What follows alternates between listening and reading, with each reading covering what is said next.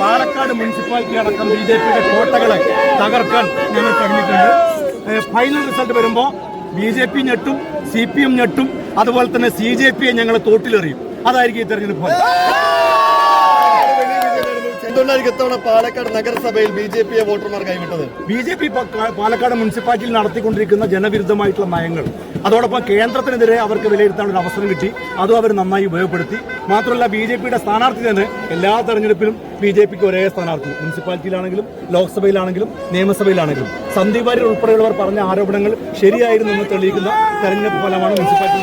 സന്ദീപ് വാര്യരുടെ വരവ് BJP-യുടെ വോട്ട് കോൺഗ്രസിലേക്ക് എത്തിക്കുന്നതിൽ ഗുണം ചെയ്തു. തീർച്ചയായിട്ടും BJP-ക്കകത്ത് വിള്ളൽ ഉണ്ടാക്കാൻ, ആ വിള്ളലിന് ശക്തി പകരാൻ സന്ദീപ് വാര്യരുടെ കടന്നുവരവ് തീർച്ചയായും സഹായിച്ചിട്ടുണ്ട്. എത്ര ലീഡ് എത്തും ലാസ്റ്റ്? 10K+ എന്തായാലും ഉറപ്പായിട്ടും ഞങ്ങൾക്ക് ഉണ്ടാവും. ഈ 10K+ നേരത്തെ വിലയിരുത്തിയതാണോ? ഞങ്ങൾ നേരത്തെ തുടക്കം മുതലേ പറഞ്ഞൊരു കാര്യമാണ് 5 അക്ക ഭൂരിപക്ഷം. 5 അക്ക ഭൂരിപക്ഷം ഞങ്ങൾ തീർച്ചയായിട്ടും അച്ചീവ് ചെയ്യും. ആഘോഷം തുടങ്ങി ഉറപ്പായിട്ടും ആഘോഷം.